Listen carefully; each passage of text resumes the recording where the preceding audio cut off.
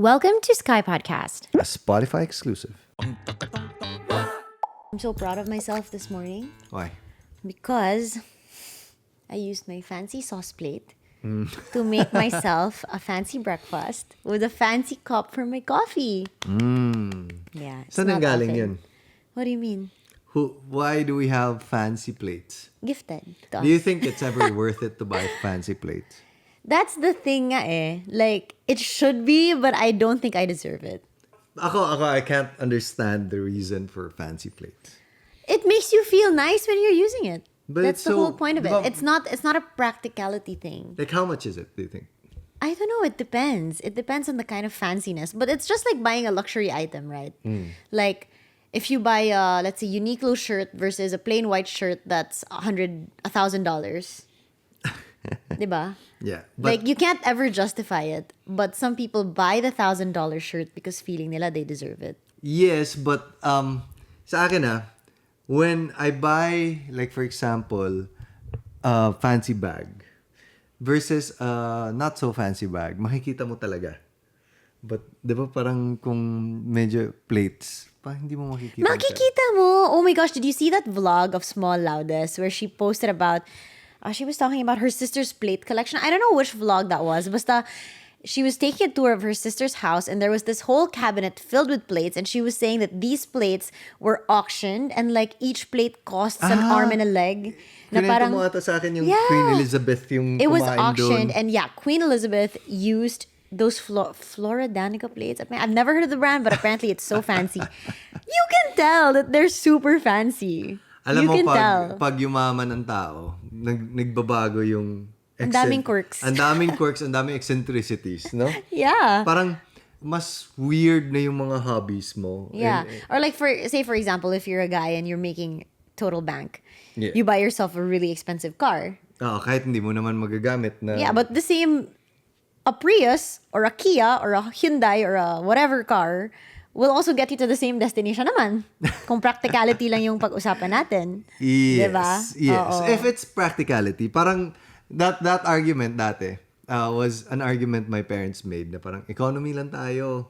Kasi Sabay pareho lang naman naman. dadating. Sabay naman tayo darating. Yes. Ganyan. Nasa harap ng plane or nasa likod, same lang naman. Dadating ka naman.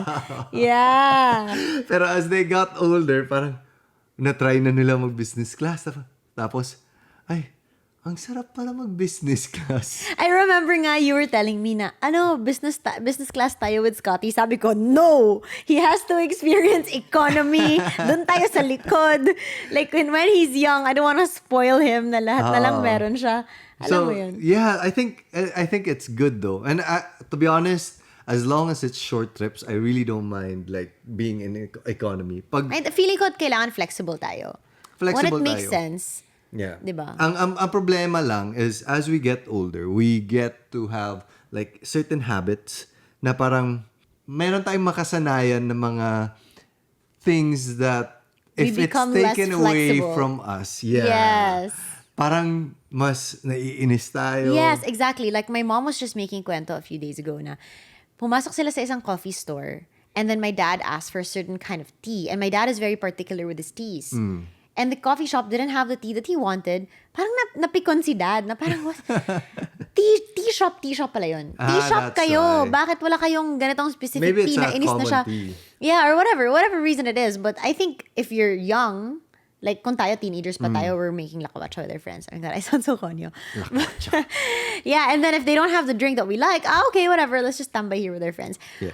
But because my dad is of a certain age na, tapos may certain thing na he's so particular about, gusto niya Yeah. ganito talaga, parang you're less likely to compromise Yes. the older you get. I think it's a biological thing din. Yung brain natin less pliable. Nung Yes. pagbata tayo, parang Sige, parang try. ang easy to mold. It's like clay to Yeah. like develop certain habits and get rid of certain habits. Or like if we talk to Scotty, like for example, we're nagging him all day to do one thing. He doesn't get annoyed that we're nagging him. Yes. It's Kasi just a wala pa part of siyang- life. But the older you get, like if my mom comes to me now and starts nagging me now the whole day about, let's say, eating my vegetables, it's gonna annoy the hell out of me. You know what surprises me about Scott and Sevi? Because they are their age. Ang bilis nila mag-let go ng mga bagay-bagay. Yeah. Like they're crying crazily 1 second, and then after a minute, they're playing with their toys and hugging you and saying that they love you. Like it's nothing. Parang ganyan. Wala siyang trail of emotions right away. Which I feel like yun siguro yung sinasabi nila sa meditation or sa mga Buddhism or mga Zen na, okay, you feel the pain but you let it go right away. Parang ganyan. Sa kanila is like, okay, Scott, you can't play with your toys. Iyak, grabe. Pero after a while, after matapos na yung iyak, or even if you just, sige, here's a chocolate. Parang distract him with something else. Na. Oh. It's gone, yeah. There's no emotional baggage. Yes, walang kinakarga. Yeah, because us, as we go through life, we attach so many things to so many other things. Like, for example, if Slater tells me, we can't go out on a date tonight, parang ang dami kong mako-connect dyan na parang, pero last week sinabi mo ganito, ganyan. Pero may kasalanan ka sa akin, dapat may date tayo. Pero ganito, ganyan. So parang there's so many things that you're carrying emotionally in your heart that you connect to these things that happen in real life. Yes. Which is why it takes you so much longer to let it go and get over it. I think because we have specific anchors or theories of how life should be, that when it's parang conflicting towards that, mas nagagalit tayo or it's mas malalim na sa atin. Like for example, life should be, people should treat me better. Yeah. Or people should treat each other well. Yeah. So when someone doesn't do that, or someone treats you with a little bit of disrespect, parang maiinis ka.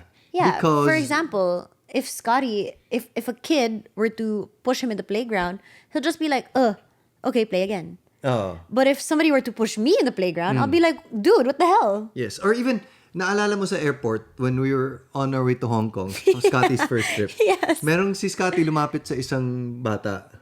Okay. Iba yun. Okay, iba yung inisip mo. Go. Okay. Sige. So may lumapit siya sa ibang bata na parang he was kind of like interacting and no, playing. he was actually, Scotty was running around. And I told him, Scotty, you have to behave when we're in line at the airport. Look at this kid behind you. He's just beside his parents. He's not running around. He's behaved. So Scotty was looking at the kid for the longest time. And then the kid was weirded out by him. Like, why is this child looking at me? And see, Scotty, he's surrounded by people who want to play with him and who love him so much. So his first impression is, if somebody's looking at me, like, it's okay to talk to this person. Yes. So he goes up to the kid and he tries to make conversation or tries to play with that child. And the child was just like, no. Tapos biglang nagulat si Scott. Nagulat siya. Nag-no siya kay Scotty. And Scott was like, what? Is that yung even mukha niya possible? Nag-drop. Parang napaisip siya. Yeah, like, people can say no? Yeah. Like, people can be rude? It was kind of sad, but after like 10 seconds, he was over it. Wala na. Nakalimutan na yun. Yeah. Ako, to be honest, it was his first rejection. Oo. Pero even me, until this day, you have those moments wherein people treat you badly and then maalala mo na parang, kakainis yung tao na yun. Like, even if it happened like 10 years ago, merong mga highlights in our lives na parang, yeah, I was affected by that. Yeah. Or the bully in your school na parang hindi mo talagang ma-let go. Even my mom, she has that karga na parang when she sees certain people, she'll tell me like, oh, okay, this person did this to me a few years ago. Yes. Na hindi mo talagang makalimutan. Yes. If you guys want to hear the full episode, you can check us out on Spotify. Spotify.